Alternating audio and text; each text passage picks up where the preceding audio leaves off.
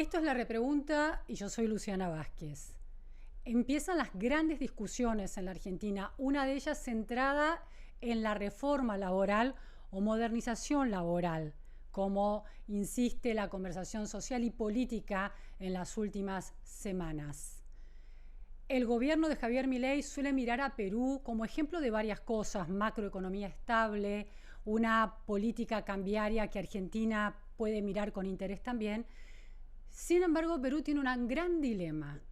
Indicadores macroeconómicos interesantes, también de crecimientos, pero una informalidad laboral persistente a lo largo de las décadas. ¿Qué lecciones tiene Argentina para aprender de Perú? De eso vamos a hablar hoy en La Repregunta, de la mano de un economista muy respetado, un economista peruano. Me refiero a Piero Ghezzi. Muchísimas gracias, Piero, por estar hoy en La Repregunta. Muchas gracias, Luciana. Encantado de estar nuevamente. Bueno, Piero, como les decía, es economista, es especialista en desarrollo productivo, macroeconomía y finanzas, es socio fundador de Hacer Perú, un centro de políticas públicas, fue ministro de la Producción de Perú entre 2014 y 2019 y además es un hombre que conoce la economía en varios frentes, del lado de la política pública, productiva, pero también del lado del mundo de las finanzas. Fue jefe de estrategia de deuda externa para mercados emergentes en el Deutsche Bank en Nueva York, donde trabajó casi durante 10 años, entre otras posiciones. Es doctor en Economía por la Universidad de California en Berkeley y economista por la Universidad del Pacífico, Perú, autor de El Estado Productivo, una apuesta para reconstruir la relación entre mercado y Estado en el Perú de la pospandemia. Bueno, así que la persona indicadísima para tratar este tema. Piero, quiero ir directamente al tema del mercado laboral en Perú, de estos indicadores. ¿Cómo se da este balance entre empleo, desempleo y niveles de informalidad? ¿Cuál es la foto del Perú hoy en ese sentido? En el Perú el porcentaje de empleo informal es aproximadamente 70%. Ahora, no es que ese número no ha mejorado.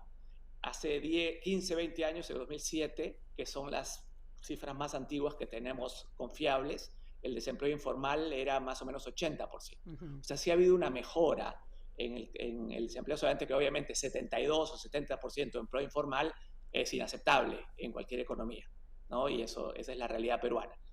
¿Y el nivel de desempleo? El desempleo en sí, el desempleo no, el número de desempleo es un número que nadie sigue en el Perú, porque al no haber beneficios laborales al desempleo, ni seguro de desempleo, ni mucho menos, es un número más o menos irrelevante. El número es cuánta gente está trabajando en el sector formal y cuánta gente está en la informalidad. Ahora, obviamente esa informalidad laboral tiene que ver mucho con el tipo de empresa.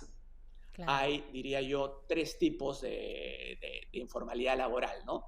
Uno es el informal que está en una empresa MIPE, una empresa microempresa o pequeña. Sí, pyme le decimos informal, aquí. Entonces, sí. MIPE, porque pyme es pequeña y mediana. Ajá. Hay toda esta confusión que aprendí cuando era ministro. A ver. Es microempresa, pequeña empresa y mediana empresa. Okay. Una micro y pequeña empresa se llama MIPE. Bien. Una pequeña y mediana empresa se llama PYME. Una empresa micro, pequeña, mediana se llama MIPYMES. O sea, Bien. Es toda una confusión de acrónimos, pero sí. El gran problema en realidad no está tanto en las medianas, sino en las microempresas, o sea, menos de 10 trabajadores, claro. Y algunas de las pequeñas empresas. Claro. La gran mayoría de las microempresas y muchas de las pequeñas empresas son informales. Entonces, los trabajadores de esas empresas son informales de por sí. Adicionalmente, tenemos a trabajadores de empresas medianas o grandes que también muchos están en la informalidad por leyes laborales, digamos, que los hacen, digamos, que hacen que las empresas decidan tener trabajadores en negro o en gris, ¿no? Y hay una importante informalidad laboral que también se refleja ahí. Ahora, en esta foto que estamos tratando de reconstruir, en el mundo de la micro y la pequeña empresa, la informalidad, vos señalás, responde a otras causas comparado con la informalidad que puede haber en la mediana y en la gran empresa. ¿Cuáles serían esas causas? Claro, la principal tal vez es que, digamos, obviamente tendemos a pensar en términos binarios y pensamos en la microempresa y en la gran empresa, cuando en realidad es un incluso dentro de las micro y pequeñas empresas hay mucha diferencia, heterogeneidad. Pero, digamos, con esa salvedad, en promedio, digamos, una microempresa tiende a tener poca productividad. Al ser poco productiva, no puede pagar en general los costos de la formalidad, no puede llegar a los estándares de la formalidad, y el empleo es una de las características de la informalidad. Entonces, una microempresa informal, por definición, tiene trabajadores informales, todos. Bien. ¿No? Y eso creo que es, en caso de la empresa grande, digamos, formal, puede ser que los costos laborales, lo que acá se llama, o en otras partes se llaman sobrecostos, que no es una palabra muy adecuada, pero en este caso son los beneficios laborales, terminan generando informalidad, porque a veces el propio trabajador prefiere dinero en efectivo versus, digamos, deducciones o beneficios laborales con beneficios futuros e inciertos, ¿no? Y eso es un tema muy importante. Ahora vamos a ir a ese tema. Antes, Piero, en el mundo del trabajo formal, ¿cuántos trabajadores, qué porcentaje de trabajadores están empleados efectivamente en el sector privado y cuántos en el sector público?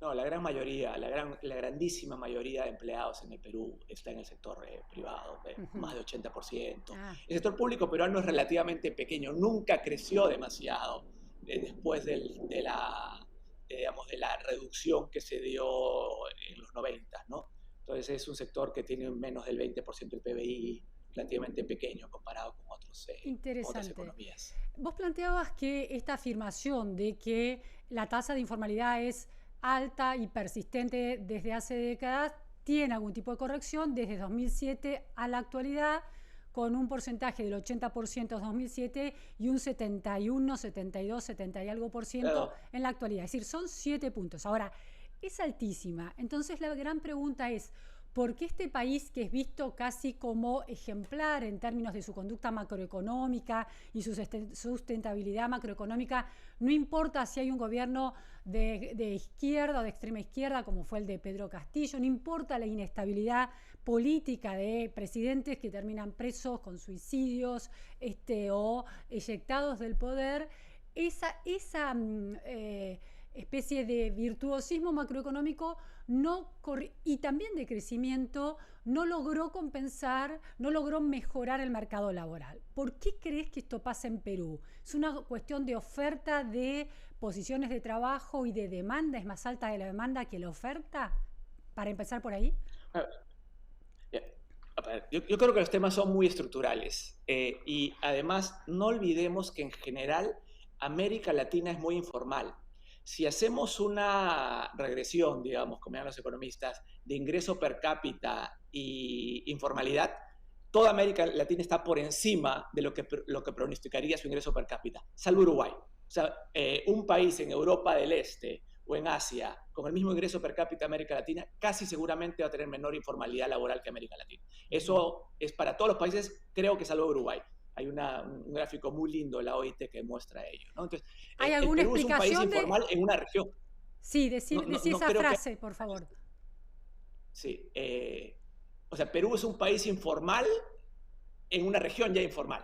O sea, es extremadamente informal, ¿no? Entonces hay un tema que ya creo que va más allá de la economía, son temas incluso culturales que no viene el caso a abordar tal vez en esta entrevista, pero en general estamos hablando de un país informal en una región informal. Y ahí hay temas estructurales. Déjame preguntarte algo, Piero, en este punto. Está bien, entiendo eso, pero Perú, que tiene una macroeconomía sana, con crecimiento, bueno, hay algunas cuestiones a revisar ahí, pero podríamos decir eso comparado con la Argentina, tiene este nivel altísimo. Y Argentina, con todos los problemas económicos que tiene, macroeconómicos históricos, las crisis cíclicas de las que nunca termina de salir, tiene una informalidad que para nosotros es alta, pero es de 43,2% en el último semestre, en el primer semestre de este año. Entonces, ¿qué le pasa a Perú? Que está bien económicamente, pero tiene este problema. Pero eso es absolutamente esperable. La informalidad laboral está negativamente relacionada con el ingreso del PIB per cápita. A pesar de que el Perú ha crecido bastante más que la Argentina en los últimos 35 años, igual el ingreso per cápita argentino es bastante más alto que el peruano en la actualidad. Entonces hay una correlación negativa. Mientras mayor sea el ingreso per cápita de los países, menor es la informalidad laboral. Es así. Entonces deberías esperarlo. Y de hecho, por ello, Perú, al aumentar su ingreso per cápita, ha venido reduciendo de manera paulatina su informalidad laboral. Muy por debajo o una velocidad mucho menor de lo que uno deseara, y ahí hay temas que lo explican, entre ellos creo son los temas de las leyes laborales, por un lado, y por otro lado es el tema de la grandísima cantidad de empresas que son MIPES, o sea, micro y pequeñas empresas que existen y por tener muy bajos niveles de productividad tienden a tener un nivel de informalidad casi, digamos, de total, ¿no? Y eso es una característica, nuevamente, es una característica en realidad no solo del Perú. Santiago Levy ha hecho muchos estudios, el BIT, etcétera, sobre la informalidad en América Latina y la baja productividad de América Latina. Somos una región particularmente poco productiva. Si queremos pensar en las características que tiene nuestra región, es que si las brechas de ingreso con respecto, digamos, a Estados Unidos, no se explican tanto porque el capital humano sea más bajo, o no se explican tanto porque no haya tanta inversión en promedio, sino porque somos menos productivos. Los recursos los usamos de una manera ineficiente. Y parte de esa ineficiencia de los recursos en América Latina es la grandísima cantidad de recursos que van a las MIPES que tienden a ser menos productivas. Entonces, por ahí va el tema, un tema de productividad y asignación de recursos a empresas poco productivas. ¿Por qué va tantos recursos a las MIPES? Ahí podemos tener otra discusión, ¿no? Tengo dos preguntas. Una es, ¿por qué hay esta correlación entre ingreso per cápita alto y bajo nivel de informalidad? ¿Cómo funciona eso? ¿Cuál es el secreto detrás de esa correlación? Claro, claro. Un ingreso per cápita en general más alto significa, digamos, mayor capacidad para pagar los costos de la formalidad. Entonces, si hay, digamos, ciertos beneficios sociales mínimos que se quiere garantizar al trabajador, implican que empresas y países con más dinero va a poder pagarlos, claro. Empresas y países con menos dinero no pueden pagarlo, ¿no? Entonces, es un tema bien estructural. Es imposible que el Perú reduzca mucho su informalidad si no logra que más trabajadores trabajen en el sector moderno formal de la economía. Claro. Es un tema estructural. Las leyes laborales tienen un impacto casi secundario para una empresa informal, una MIPE informal, ¿no? Ahora, entonces la segunda pregunta es, ¿por qué la mayoría de los recursos y del mercado laboral va a estas micro y pequeñas empresas? En la Argentina hay el 94% de las empresas son pymes y absorben la mayoría de los informales también. Entonces digo, ¿por qué en Perú pasa esto de que ese sector es tan cuantioso en cuanto a recursos laborales que está absorbiendo? Perú digamos, nuevamente, es un caso más extremo a Argentina, pero es más o menos lo mismo. En Perú tenemos 90 y tanto por ciento de las empresas son MIPES, que toman más o menos el 50% del empleo, y casi todo ese empleo es informal. Entonces, es la misma, es una realidad, digamos, con matices, no es tan distinta, digamos, sí. Estamos hablando de un grupo muy grande. Ahora, ¿por qué ocurre? Y ahí, digamos, hay las discusiones entre economistas, ¿no? Digamos, hay como, diría, dos escuelas de pensamiento entre los economistas, si quieres. Hay una escuela de pensamiento que llamaría la romántica. Mi compatriota Hernando de Soto, por alguna razón de Soto sacó estas tesis de la informalidad del otro sendero en el Perú, y es, las MIPE no crecen y no se pueden formalizar porque el Estado, con reglas y regulaciones y normas, burocracia, no las deja crecer, ¿no? Es una visión, ¿no? Una visión de unas MIPE que están limitadas por un Estado, pues, que las ahorca y no las deja crecer. Hay otra visión, al otro extremo, es que dice, las MIPE en realidad no tienen ningún futuro. Es la visión más, digamos, de subsistencia. Las MIPE existen porque como el sector moderno, formal, no crea empleo suficiente, la gente se autoemplea. Es el contrapropismo, como se llama, ¿no? No sé si dice el término en Argentina. Sí, sí. Pero es un poco el pequeño productor que se autoemplea, y ahí tienes un grupo muy grande de empresas que pueden ser desde un vendedor ambulante que esté en la calle vendiendo golosinas, caramelos, versus digamos, un agricultor que esté en una pequeña parcela, o un constructor, obrero, que ofrece servicio, un electricista, etc. Entonces, el empleo doméstico, por ejemplo, también. También, claro, completamente, es otro cuentapropismo, ¿no? ¿Qué economistas sostienen este punto de vista, Piero? El de Laporta y Schleifer. De hecho, no sé si es si Laporta y Schleifer tienen un artículo 2014 que se llama Informalidad y Desarrollo. Y básicamente dice, la informalidad es una característica del subdesarrollo. Entonces, mientras que los países sigan subdesarrollados, la informalidad va a continuar. Ahora, y digamos que esa es la visión más predominante entre los economistas, pero dicho ello, entre ambos extremos siempre hay un grupo de MIPES, y creo que este es un fenómeno interesante a estudiar o a pensar, que bajo las condiciones adecuadas podrían incorporarse en la formalidad. Es decir, hacen un análisis costo-beneficio. ¿Me conviene o no ser formal?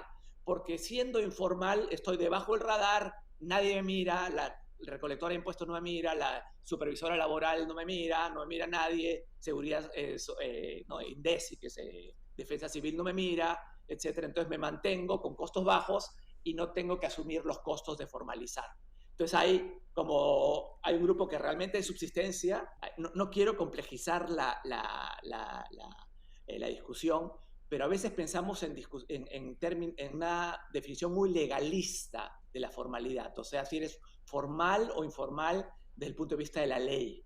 Pero también importa si estás participando en cadenas modernas, dinámicas, si tienes productividad, si tienes buena calidad, ¿no? Si vas mejorando a lo largo del tiempo. Esa definición es muy relevante para la economía, porque a veces ocurre, y en el Perú ha ocurrido, que haces una amnistía tributaria y le dices a todas las MIPES pagan 5 soles, o sea, nada al mes, y se vuelven formales. Entonces, tributariamente son formales, se llama el ENRUS.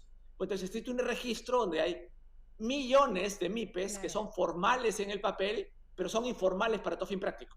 Entonces, lo importante es realmente cómo se relacionan, cómo están articuladas la economía, si tienen realmente mejoras en productividad, si continuamente van mejorando, si tienen, digamos, producen productos de calidad, con estándares, etcétera, ¿no? Que eso es muy relevante.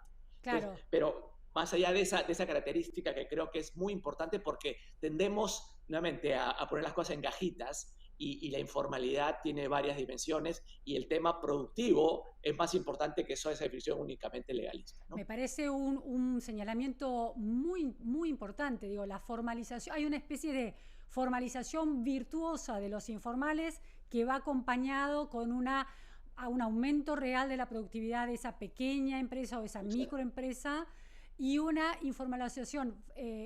formalización regulatoria, pero trucha en definitiva, ¿no? Que disfraza el indicador real de informalidad, claro. Muy importante. Exactamente. Y la dinámica de la economía, y las capacidades de tener ganancias de productividad, ¿no? Claro.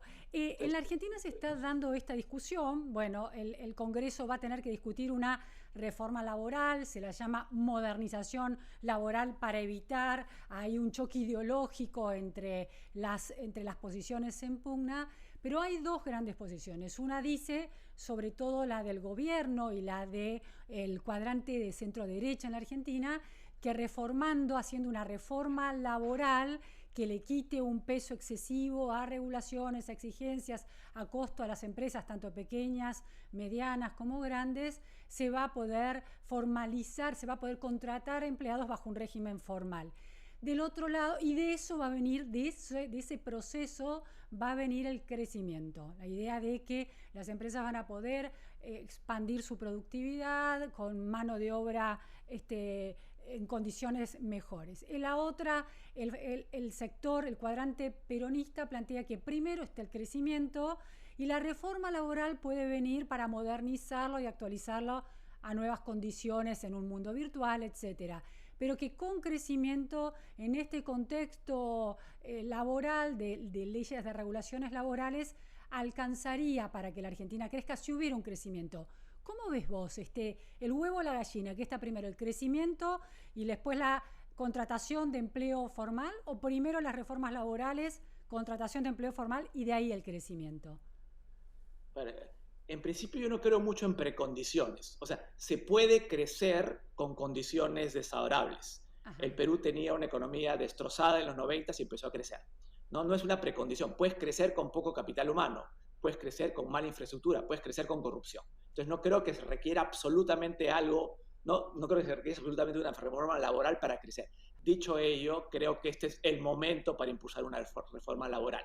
Las reformas laborales en general en el mundo son muy difíciles de pasar, porque los que, digamos, los insiders o los que pierden, digamos, en teoría, se agrupan mejor, lo sienten más y los beneficios están más esparcidos, ¿no? En el Perú hemos tenido ya algunos intentos de reformas laborales fallidas justamente porque ha habido mayor organización entre los insiders, si quieres, ¿no? Entonces, creo que en un momento donde hay un mandato importante, hacer una reforma laboral es importantísimo. Yo diría, es más, yo diría entre los académicos, economistas del espectro, digamos, de todo el espectro casi entre derecha e izquierda, si quieres, entre los economistas, hay un consenso que las reformas laborales, o sea, digo, en el mundo, ¿no?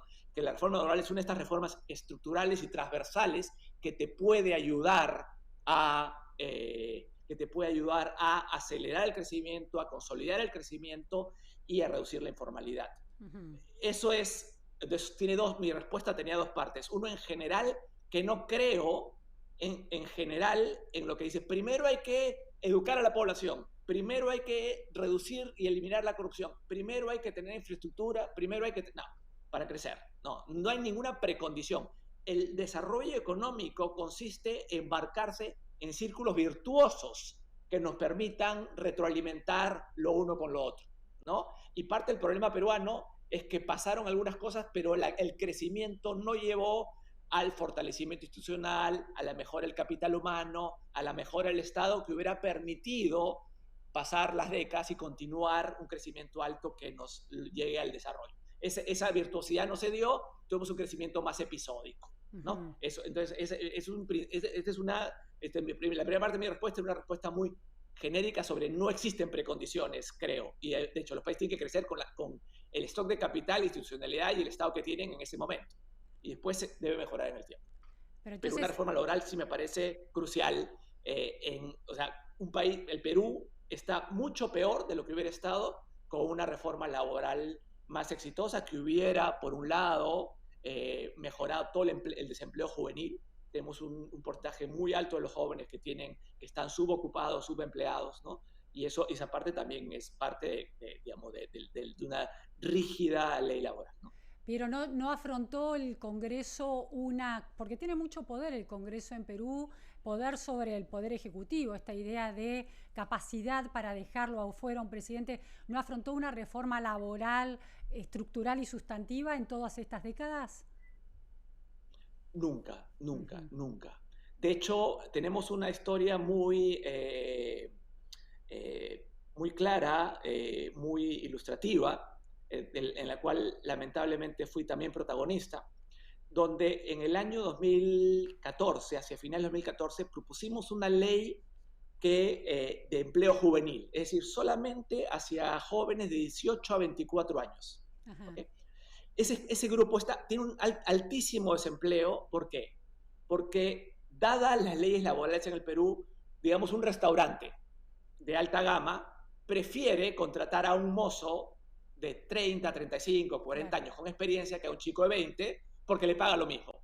Básicamente porque el salario mínimo, los beneficios sociales son vinculantes, si quieres, ¿no? Entonces, eso genera un desempleo juvenil muy alto. Entonces, lo que decíamos es, para jóvenes en esta etapa formativa, ¿no? de adquisición de capital humano, bajamos los beneficios sociales para ellos a cambio de capacitaciones, solo por los primeros 5 o 6 años, ¿no? Y reduce el costo laboral para el empleador, o sea, aumenta la demanda por emplear jóvenes y además parte de esos recursos se gastan en capacitaciones para que los chicos mayor, aumenten su capital humano. Eso fue aprobado en el Congreso en diciembre de 2014, sin oposición. O sea, no había oposición, básicamente.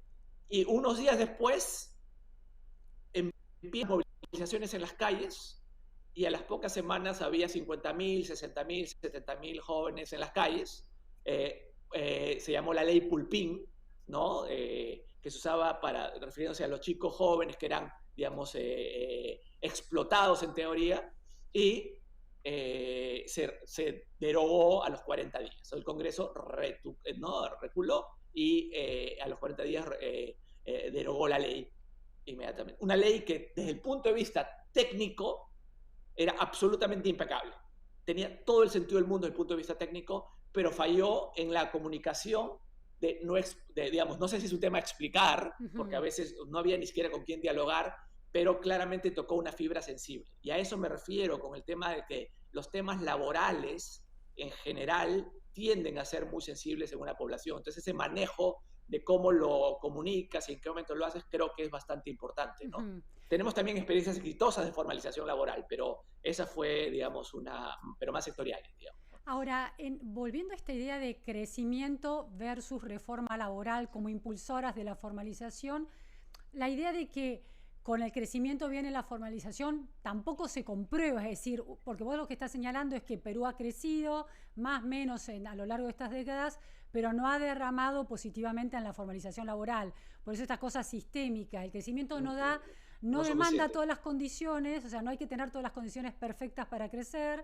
Se puede crecer en condiciones adversas, pero al mismo tiempo el crecimiento no deriva necesariamente en la modernización laboral. No garantiza. Y nuevamente, porque los problemas son complejos y las soluciones son complejas. Y en ese sentido creo que debemos pensar como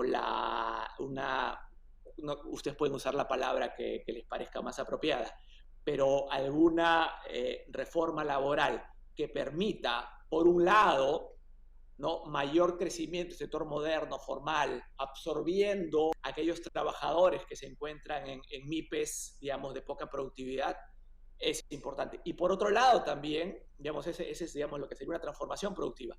Y por otro lado, lo que llamamos una inclusión productiva. Lograr que muchas MIPES den el salto de productividad y calidad que les permita participar en el sector moderno y poder ser formal te ayuda también estos círculos virtuosos, ¿no? Entonces, un tema que a veces del que no se habla suficiente, pero que es muy importante, es que los trabajadores tienden a subestimar el valor de los servicios públicos que reciben como consecuencia de, digamos, estas cargas laborales adicionales. Es decir, yo como trabajador puedo recibir 3.000 soles brutos pero recibo netos de deducciones 2.500. Esos 500 soles están en cargas AFPs, ¿no?, seguridad social, lo que sea, seguro de desempleo, lo que sea. Bueno, el trabajador prefiere recibir 2.700 soles sin ninguna carga, sin ningún beneficio, que 2.500 con los otros beneficios, claro, que en teoría valen 500, pero que él subvalúa. Entonces, esa es una realidad contra la cual es bien difícil ir, porque el trabajador prefiere pájaro humano, el dinero, el cash. Bolsillo. Y eso también, claro, el bolsillo. Y eso también es una de las razones por las cuales estos costos laborales por encima del salario tienden a ser un impuesto adicional, claro, implícito en la formalización laboral. Claro. Un par de cuestiones finales, porque ya se nos acaba el tiempo, Piero. Otra de las paradojas de Perú es que Perú se ha convertido en un caso muy interesante en términos educativos. De acuerdo con las pruebas PISA que toma la OCDE, Perú es uno de los países, el país de América Latina que más mejora ha demostrado en sus niveles educativos, en sus evaluaciones educativas, entre 2009 y la última prueba PISA de la que se tienen resultados, que es la de 2022. De hecho, en esa prueba de los 11 países de América Latina que participan del operativo PISA, Perú llegó a ocupar la posición, aquí lo tengo, la posición 4. Primero siempre está Chile, hace ya sostenidamente. Perú está cuarto y Argentina, que había liderado a principios de los 2000, está en el puesto 8. Perú está en el puesto 4 y en el puesto 8. Entonces la pregunta aquí es, ¿por qué una mejora educativa tan sustantiva? Es decir, ¿por qué la mejora del capital humano en términos educativos en Perú no ha derivado en una demanda mayor de formalización y de creación de empleo formal y de aumento de la productividad, inclusive de las pequeñas o de las MIPYMES? Yo diría que hay varias razones, ¿no? Una razón fundamental es que la demanda de empleo formal no ha crecido tanto, ¿no? Entonces, al no haber mayor demanda, o sea, al final es un tema de demanda de empleo, no tanto de oferta. Segundo, el capital humano se mide mucho más allá de lo que las pruebas PISA pueden medir. La adquisición de capital humano realmente ocurre en muchas casas on the job learning, trabajando. Entonces, si yo tengo un chico que ha mejorado sus test PISA, pero es empleado en una MIPE informal, su capital humano se estanca. Entonces tienes también esa tragedia, que inviertes o mejoras la educación primaria y secundaria, pero después, al tener un mercado laboral que no funciona, un montón de empresas improductivas, el capital humano deja de mejorar. Y el capital humano se adquiere en el tiempo, no se termina en la escuela. Bien. Últimas dos preguntas. ¿Por qué hay una baja demanda de capital humano muy formado y de empleo formal cuando Perú muestra niveles de crecimiento comparados con la Argentina más sostenidos? ¿Crece en sectores que no demandan tanto empleo formal?